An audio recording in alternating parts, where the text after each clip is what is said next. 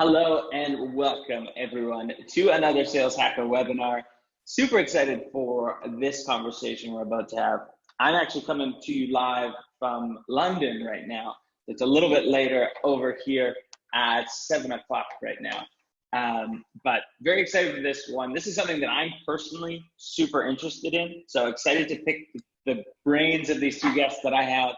And what we're talking about today is how to improve your selling with neuroscience. So very cool title. And what we're kind of talking about is, sales is often referred to as an art. And some people talk of it, as more of a science. And so we're going to be diving into, human behaviors, patterns, and kind of frameworks that will help you drive repeatable success. And we've got the right people to do it. And what we're hoping that you take away from this webinar is kind of the basics of neuroscience, which is pretty cool in of itself, what neuroscience does for sales, and then kind of 3 actionable ways to apply neuroscience to increase your sales results. So before we kind of dive into it, really quickly, just some housekeeping items. So number 1, these are all recorded. So I'll always get hit up by people saying, hey, send me the recording. Usually takes us about 24 hours, but we promise we will be sending this out. And other things, anytime we do a webinar, we do these for the community. So we want you to get super engaged. So if you can go down, little Q&A section at the bottom there, introduce yourself, the name, title of the company, and we'd love to hear from you. And if you have any relevant questions, jump in and I'll make sure we get to them.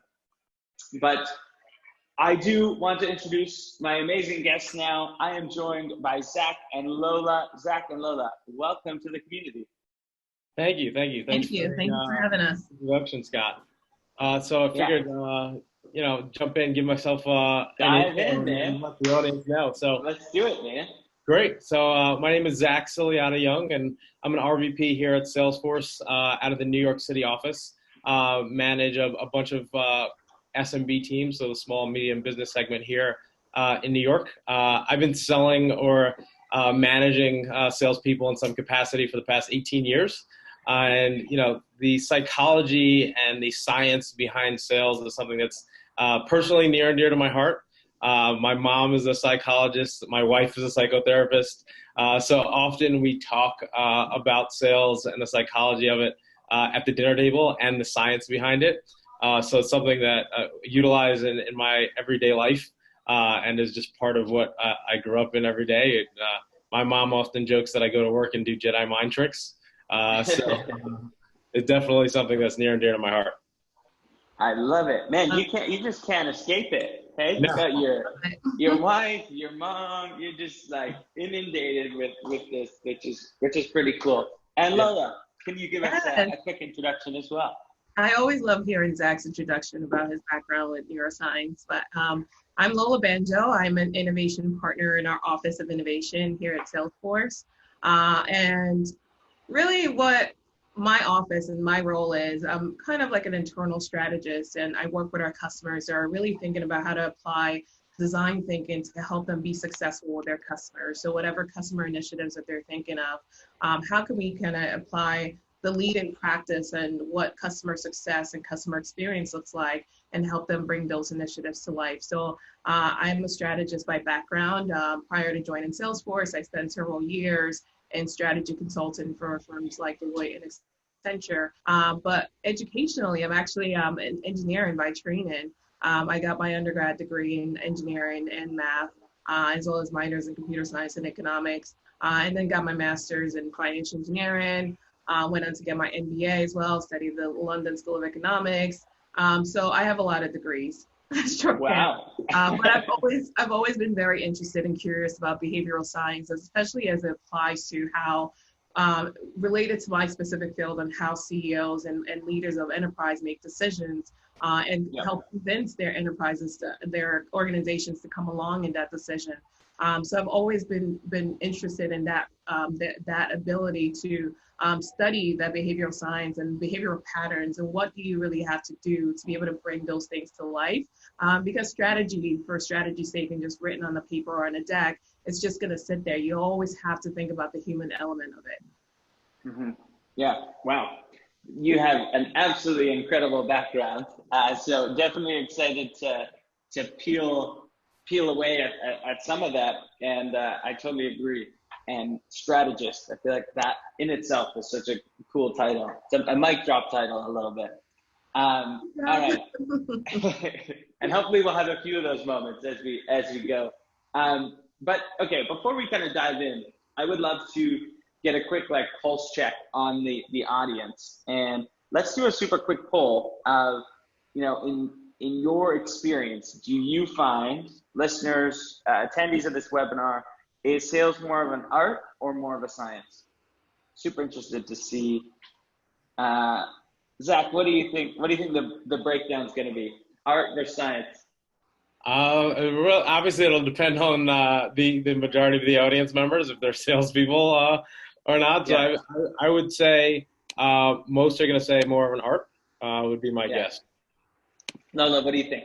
You think I'm going to go for science, of course. Science, you got it. I'm leaning towards science, actually. We'll see.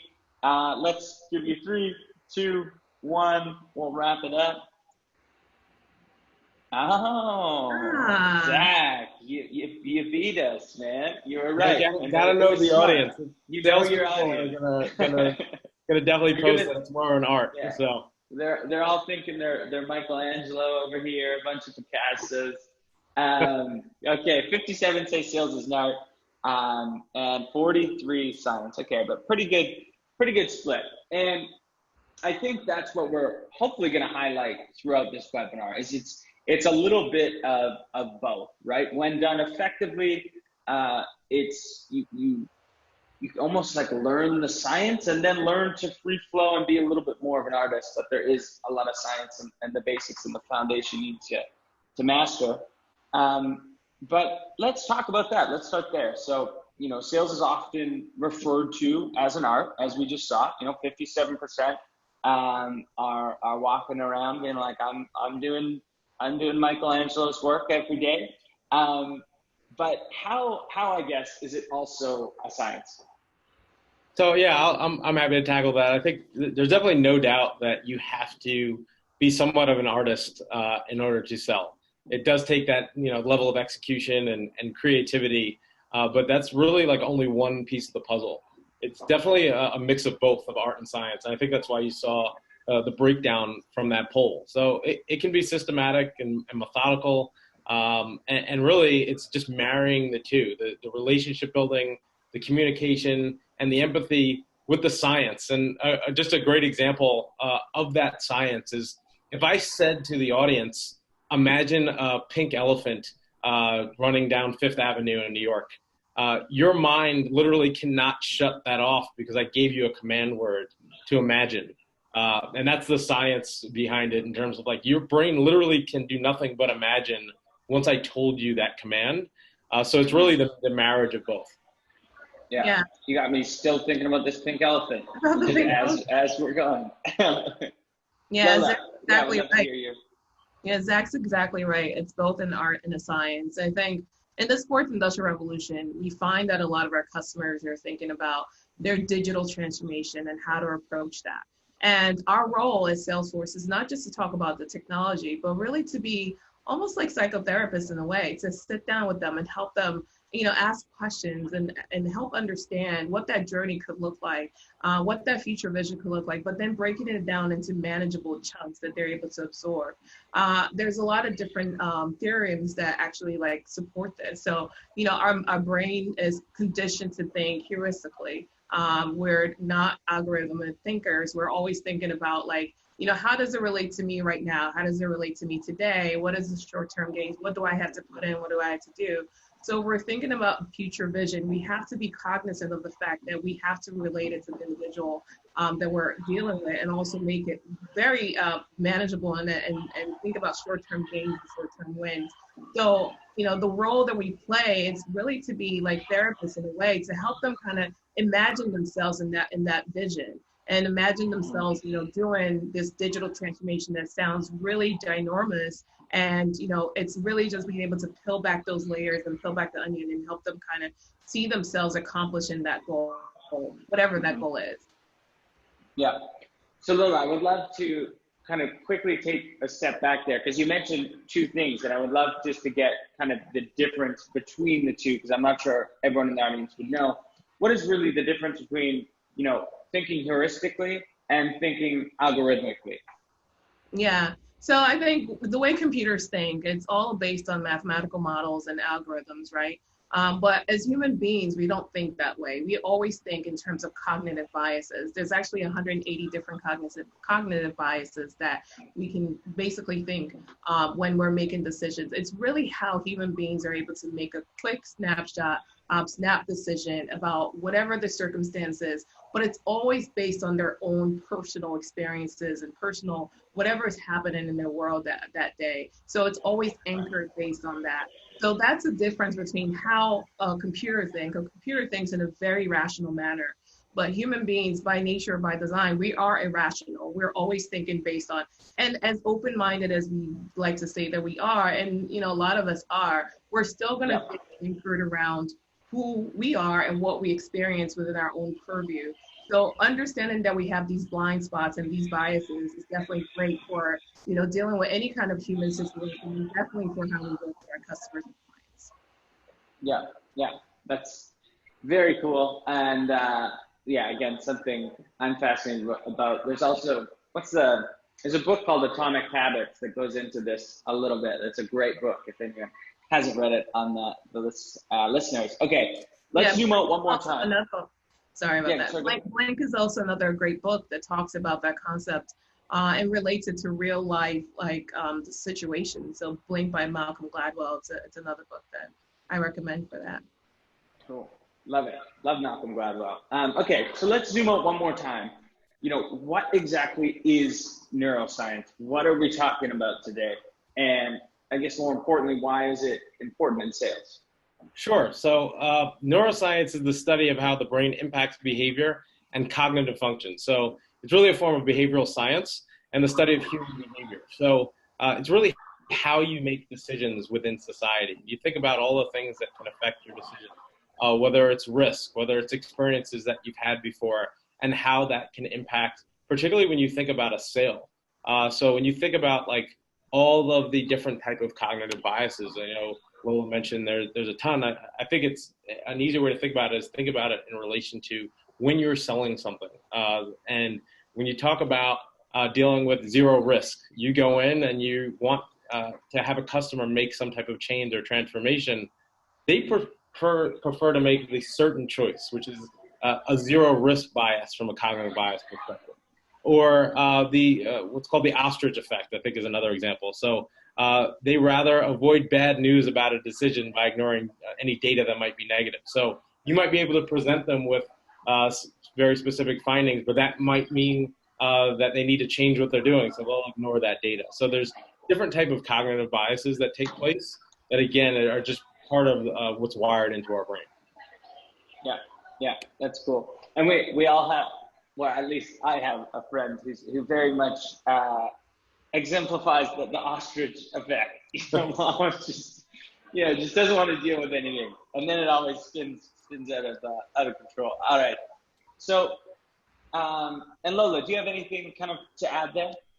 No, I think that's exactly what Zack said is exactly it. So we all anchored with these cognitive biases. So whenever we approach any conversation, whether it's with our customers or even our colleagues and peers, we always have to know that human beings are by nature irrational, and we have to practice empathy in the way that we approach these conversations. So we always have to put ourselves, not just thinking within our purview, but how is this person going to approach this information? How is this person going to relate to this?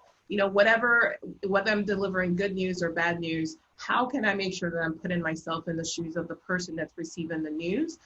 Practicing that empathy helps us go a long way when it comes to really understanding how we're able to, like, you know, just show ourselves as a true partner in that journey for our customers, but really just decent human beings as well, because you're able to relate to what the other person is going through and not making it about yourself. Mm-hmm. Yeah, yeah. And I think that's a tough lesson for a lot of salespeople to learn. You know, you're a little earlier in your career, and, you know, inevitably you're going to lose some deals. And I remember, you know, when I was young in my career, and I'd look at certain deals and be like, no, we were the best on paper. Like, we ticked all the boxes, and we like, what were they thinking? And then you realize, you know, there is this whole other irrational, emotional being and all this stuff happening that maybe you're not privy to. So yeah, totally agree. Okay, so let's make kind of the transition then. So what are some practical ways to apply neuroscience, brain behavior into your sales approach? Sure. I think the first one, I think we often think about the customers, but it's also important to think about that from the other side as well, and being self-aware. I think that's a big piece of approaching the conversation. I mean, we've all been in those scenarios where, are you coming off a challenging call and then jumping into your next call? And are you mindful and self-aware of the fact that, like, you might actually be rubbing off on your next call based on the conversation that you just had? Did you have a stressful morning at home with your kids? Did you have you know, a rough night last night? Your favorite team lost. Whatever it is, being self-aware of whether or not you're bringing that into the conversation, because it can definitely impact the way that you're approaching the sale. And also think about that vice versa. Is like, how many of you had a call and you're like, wait a minute, I just spoke to this person last week and they were completely rational and they were completely you know, on the same page with me, and then you're like, what just happened?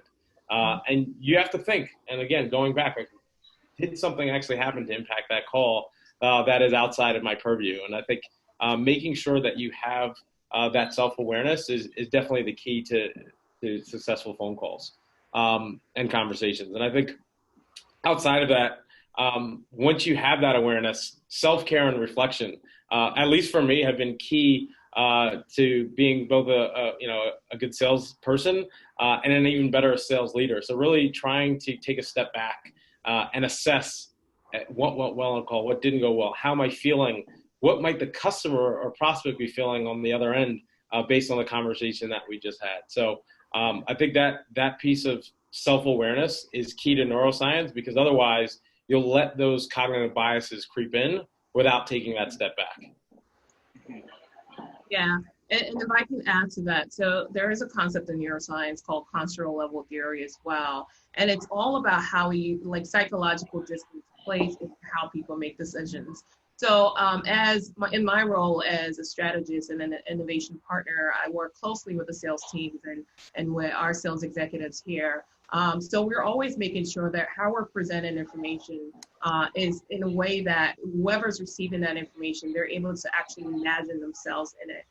Because there's something called psychological distance, right? If you make a goal too big or too far removed from the person, they're not able to relate to it and really see how the applicability to their everyday lives, right? So there's 4 different theorems, actually. There's the social, temporal, experiential, and spatial theory that really governs that. So it's like, how do you make sure, so for instance, if you're communicating a vision and you say that, you know, this company has a goal of hitting $50 billion within the next 10 years, you know, the person is automatically thinking, like, 10 years is a far away time from now. That's the spatial distance.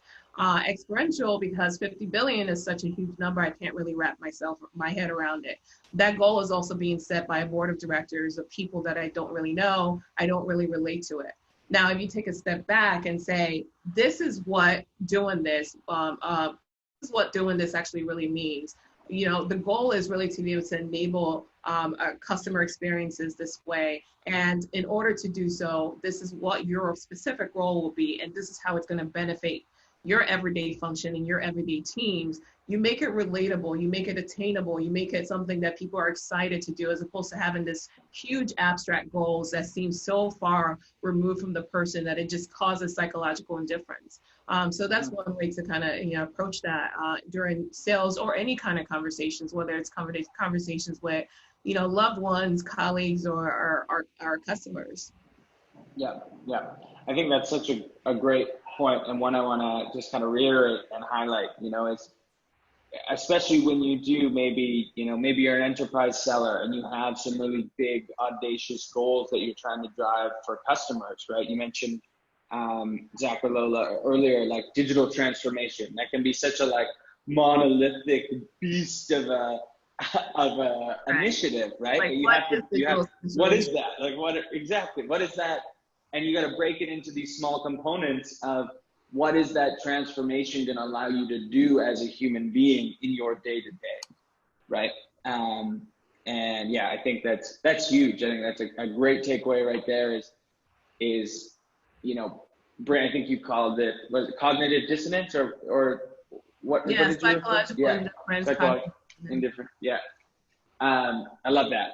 Okay, so I heard there, so kind of be self-aware, huge. Practice empathy, so massive. And then kind of identify customer mindsets and tailor your unique approach to them. And then I'll add a third one. It's kind of like breaking these huge ideas down into their components of what it will actually mean in the real world. And we've got a funny comment here from Leaf.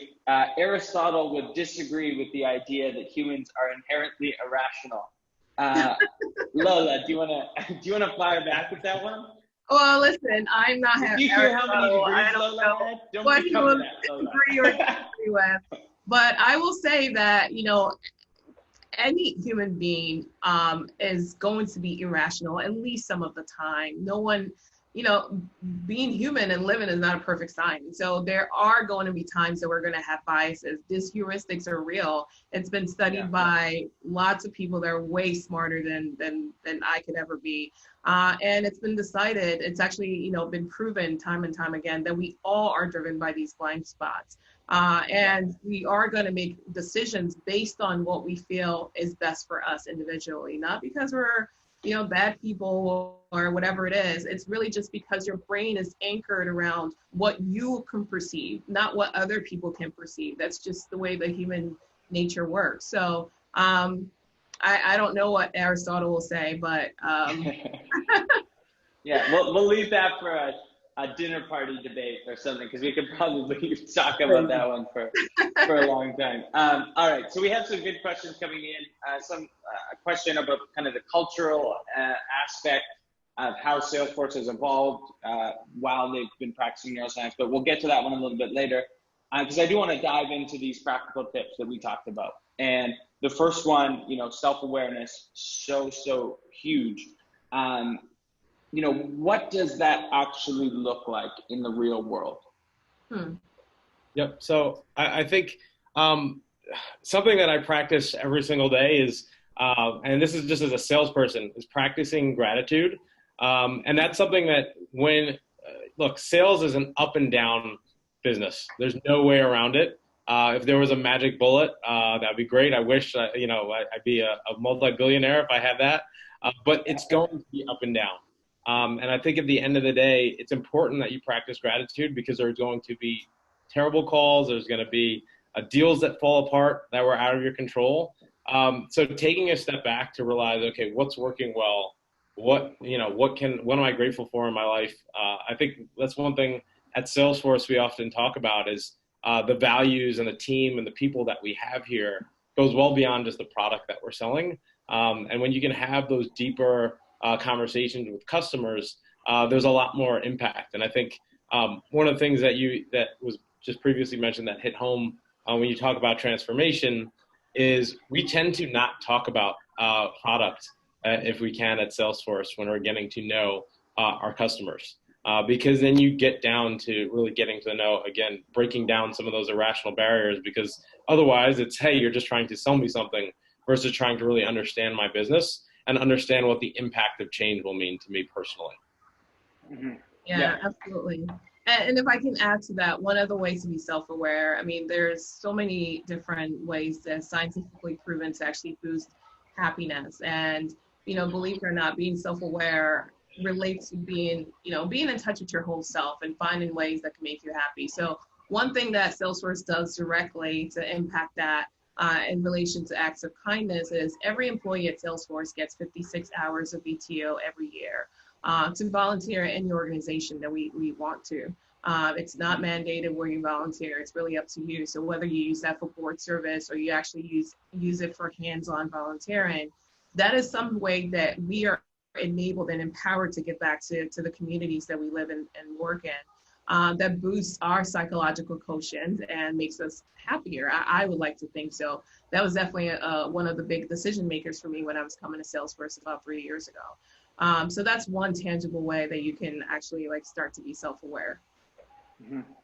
I love both of those tips. Me personally, I write down 3 things I'm grateful for every single morning, and it's had definitely a material impact on my overall happiness, productivity. It may seem like a small thing, but it will have a really big impact. Anything else? I agree. We're all at our best when we're the happiest, right? There's those days where you're happy and things just seem to flow.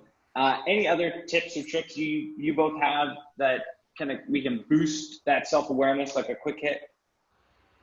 The volunteering is a great one too. Yeah, I love that one. I think, look, this is one for the sales leaders that might be on the line, or people that aspire to be sales leaders, is we'll often press and needle salespeople on things that they're not doing. We're only pressing them when their big deal closes or they've done something fantastic.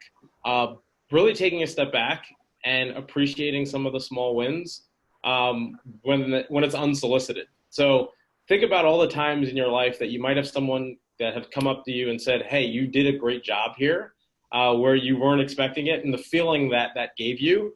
And that works both ways. Taking a step back and appreciate someone else's work is definitely something that I would suggest all salespeople and sales leaders do. Is you might have gotten help from someone on a deal, making sure that even if that deal didn't close, you went and told them and how much you appreciated the work that they did. Yeah, appreciation is such an important point. I also love meditation, and a lot of people have different approaches to it. But one thing that Salesforce does, actually, we have mindfulness rooms on every floor that you can take the time to actually in between tough meetings or whatever's happening in your day, you can actually take the time to kind of just zen and meditate, take however long you need. But practicing meditation and just really being one with yourself throughout the day helps with that as well, because we're all going to go through difficult situations in this work. Sales is tough. You're going to have deals that go wrong. You're going to have things that go south. You're going to have customers that tell you that they're going to do X, Y, Z, but it doesn't come through. So how do you make sure that you're not carrying that along throughout your day? You're not carrying one bad meeting and one bad interaction to the next one. It's really taking that time and taking those healthy pauses in between to really let yourself kind of recenter and rezen. Mm-hmm. Yeah. Meditation is so huge, and in whatever form you want to do it, there's so many different ways, breathing exercises, even as simple as going for a walk and trying not to think about work and all these different things. And then, yeah, Zack, the appreciation thing is huge. I was actually reading this really interesting article on not just appreciation, but very specific constructive appreciation, I think is what they called it. So it was not just, hey, you did a great job. It was, hey, you did a great job specifically here, here, and here. And it's similar to constructive criticism, but instead of criticizing someone, you're going very specific and basically telling people what they should double down on. And I thought it was a really interesting way of looking at it. Yeah, it's something my wife actually talks about often, is giving someone labeled praise is what it's called. Yeah. So putting a very pointed and exact label on what you're praising them for can reinforce that great behavior and also empower them to do things in the future. So yeah. Totally. Love it. Okay, let's move on to the second one. So empathy. I feel like people always talk about this empathy thing, and it can be tough to really wrap your head around that. People are like, yeah, it's putting myself in someone's shoes, but what does that actually mean for salespeople? Sure. So I think it means a couple things for salespeople. I think about this in two ways. It's sales is one aspect, but you have to think of it, you're just still dealing with people at the end of the day. And one of the top things that you'll hear when people are having either arguments or objections is, are you even listening to me? And that's really because they don't feel like you're actually hearing what they're saying, or you're taking a step back and sitting in their shoes.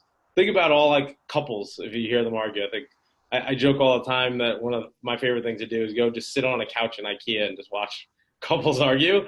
But one of the things that you'll hear is, are you even listening to me?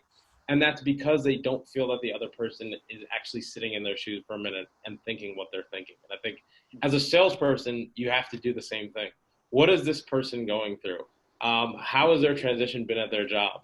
Is their job on the line if they don't make a change or transform the company? And really taking a step back, oftentimes we'll go in thinking about like, what sale can I make versus like, what impact can I make on this person and their business? Mm-hmm. Yeah. I feel like every reality show out there plays on your need to want to watch couples argue in IKEA. I think that's a lot of reality shows are just couples arguing. I love it. Lola, anything to kind of add there? What does empathy mean for salespeople?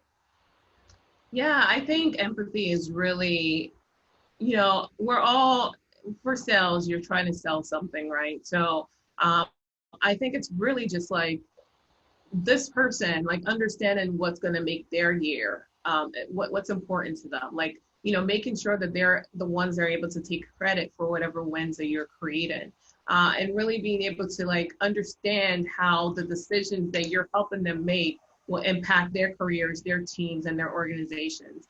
It's fully actually just embracing and putting yourself in that person's shoes and really understanding that, taking a step back and just like trying to make sure that you're very aware of what's important to that person. And it's tough. It sounds very easy to say when you say it at such a high level, but really building that relationship beyond, like Zack mentioned earlier, we try not to talk about products too early. We always talk about like, how can we be partners in this journey? How can we make your reality come to, or what you desire to be your reality come to life? It's really doing that in a way that's like showing that person that I'm all about being your partner throughout this journey, building this real relationship. So practicing empathy at that level. Yeah. Love it. And one thing I used to do very much in this vein was, I would say like when we were getting later stage of a deal, I would be like, okay, let's like, I know it's stressful now. I know there's a lot of moving parts, but just imagine us in a year from now, when we're building a presentation on the business impact that this decision have, and how much of a rock star you're going to look in front of your entire executive and leadership team. And it's those kind of like framings where the individual really understands, okay, yes, there's something in it for my business, but there's also something in it for me, and having that kind of empathy to know that, this person has a boss, and this person wants to look good in front of that boss.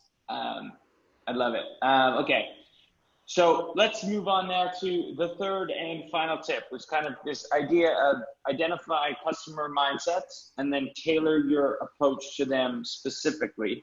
And Lola, I'll go with you on this one. With that third tip, what are these mindsets that salespeople should be looking out for?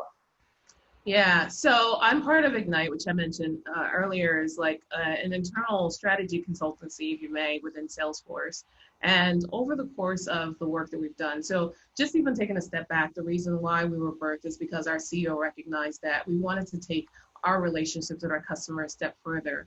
More than just talking about products and technology, we wanted to actually like understand what's making their businesses tick, like what's really driving success in their industry, what's driving their markets, and what's driving their customer behaviors. So we created this internal consultancy. It's very small, but essentially over the last 8 years or so that it's been in practice, we've worked with thousands of companies and CEOs, and we've analyzed a lot of different mindsets, the way the CEOs think.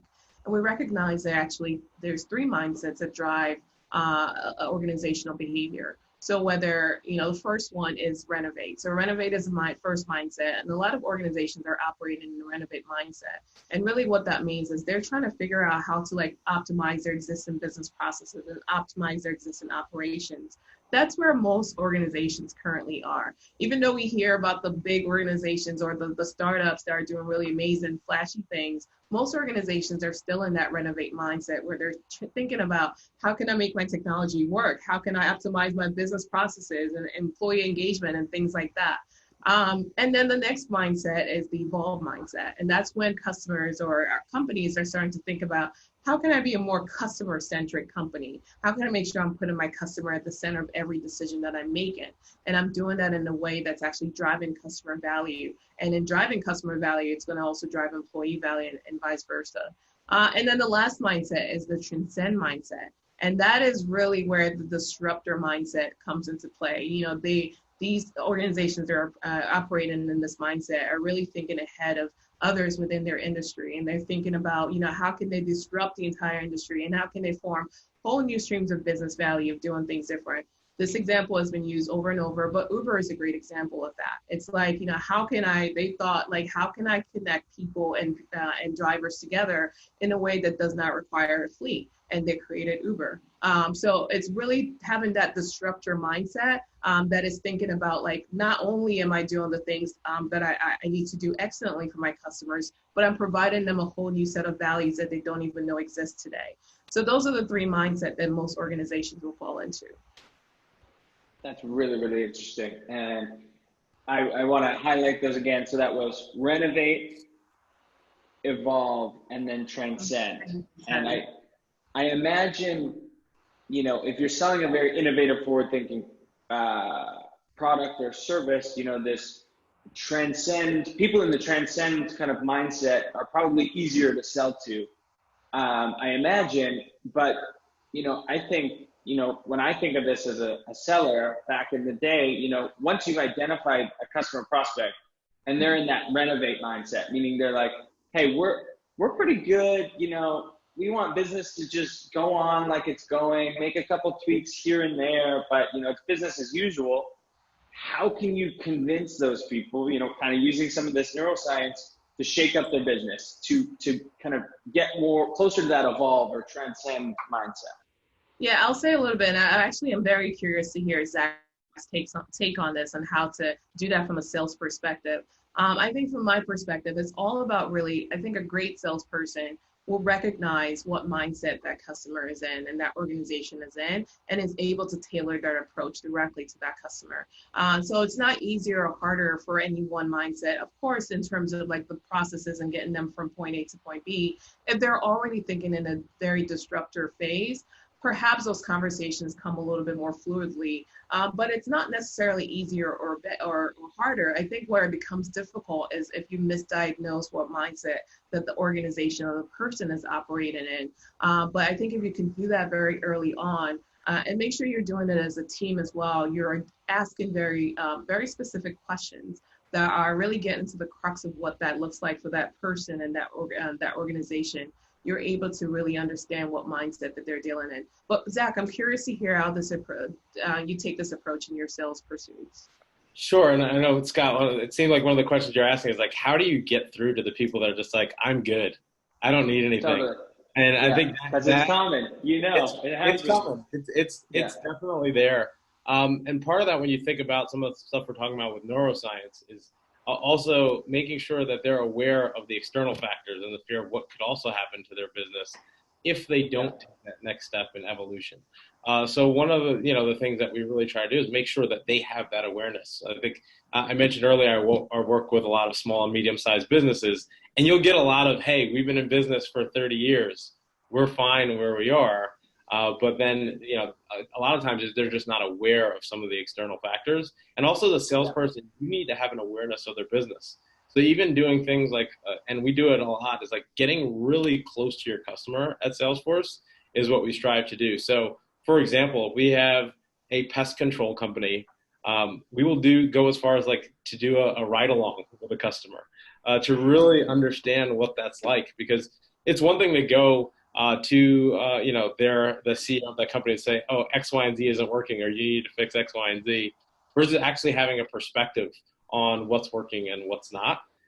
So another exercise that I love to do, and I love to share with the audience, is I see you have a whiteboard behind you. So love to go in with customers and whiteboard what they like to start doing and what they like to stop doing, and what the impact would be if they were to do those things. And not even talk about Salesforce, not even talk about what we bring to the table, not even talk about transformation, just literally talk about things in their business and lives that they like to start doing or stop doing, and what that impact would be. And talk about it on a personal level, a company level, and an interdepartmental level, which also can be something that can create great impact within the organization. Mm-hmm. Another great takeaway. I love that whiteboarding exercise. So that was, what are you going to start doing? What do you want to stop doing? And then what is the impact if you actually followed through on those? Yep. I love it. And have you ever done a pest control ride along yourself? I haven't done a pest control ride along, but I have. It definitely in my day have been in the shoes of the customer, and I think it's both ways. Not only the customer, but the customer's customer as well. So if you're going in to pitch, a big customer, or let's say you're going to pitch in a sneaker distributor, and you haven't gone on to see what their app looks like and the customer experience, you're doing yourself a disservice. So it's making sure that you understand both ends of the spectrum, not just the customer, but the behavior of the customer's customer as well. Yeah. I love it. And just so everyone knows, we will actually be sending out an ebook as well, which will go through some of these kind of strategies and things to apply this. It's 3 ways to improve your selling with neuroscience. So it'll go deeper into some of the things that we talked about. But I want to spend just the last 5 minutes or so, Zack and Lola, if you'll humor me, because we do have some great questions in the Q&A here that I would love to get through. Here's an interesting one. So how do you help enlighten your management team or your C-suite to the possibilities of using sales psychology? So what I'm getting at is Alfonso, thanks for the question. Alfonso's bought into neuroscience, psychology, the psychology of selling, but maybe his management team is. What would you suggest? That's a tough one. That's definitely a tough one. I think we have the benefit here at Salesforce of it's a firm belief of the people that have worked here, but I think a lot of it's because it's research based.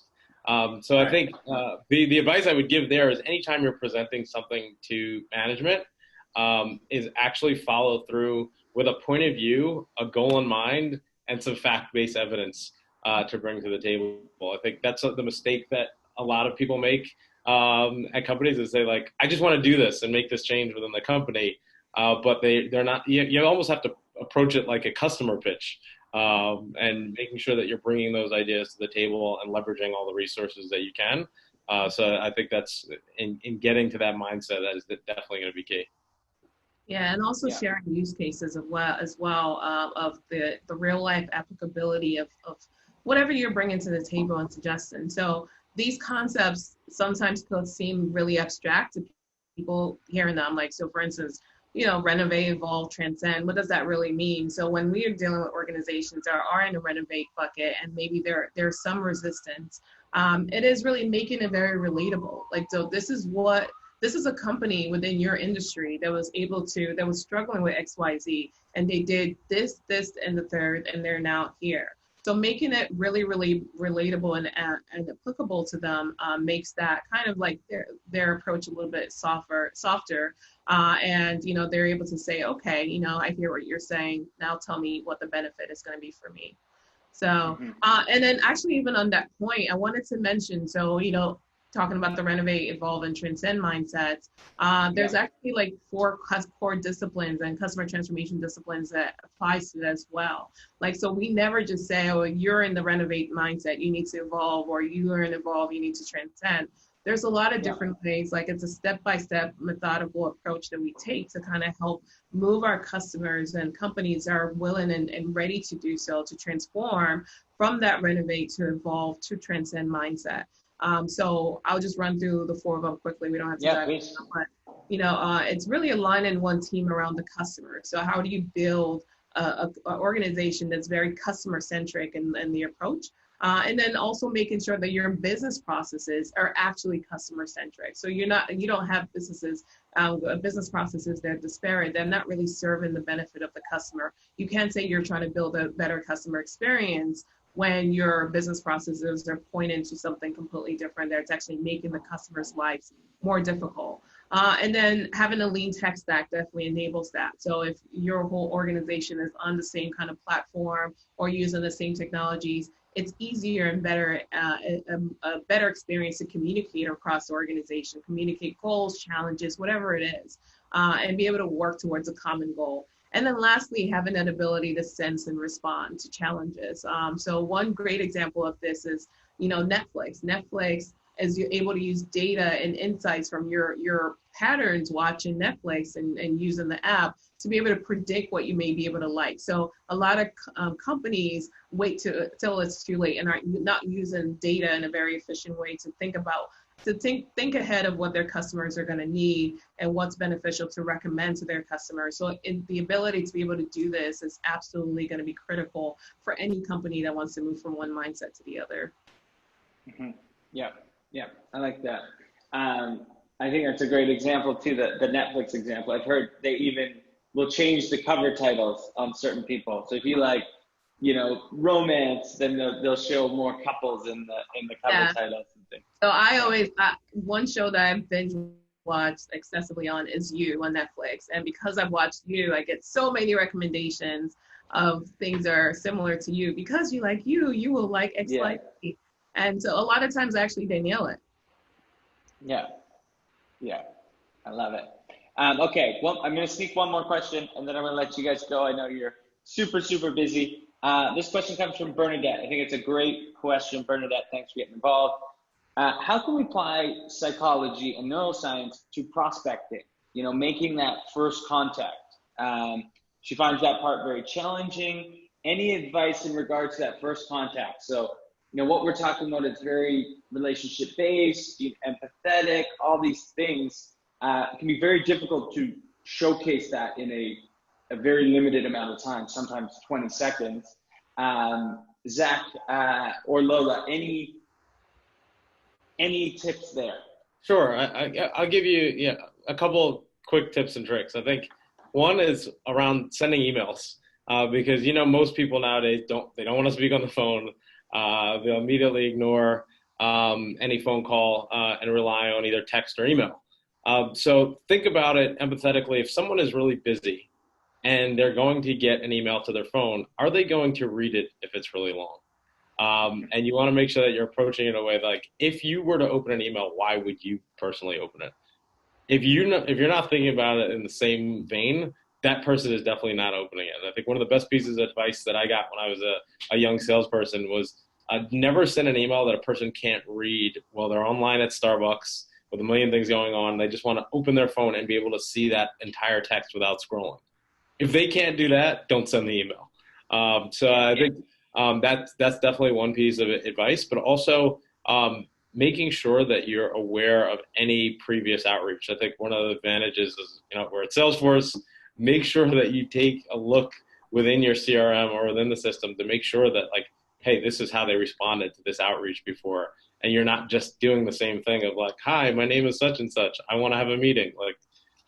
No one cares about that. And I think at the end of the day, that's the thing is people want to speak to someone who's going to help provide value. And that is something that is going to be key. And their mindset is what is this person going to provide value for me? And is it worth me spending the time to speak with them or not? Yeah, great advice. Great advice. I like both of those. Lola, anything to add on top of that? I think Zack nailed it. He did nail it. He did. Well, you both nailed it. This whole interview, this whole webinar.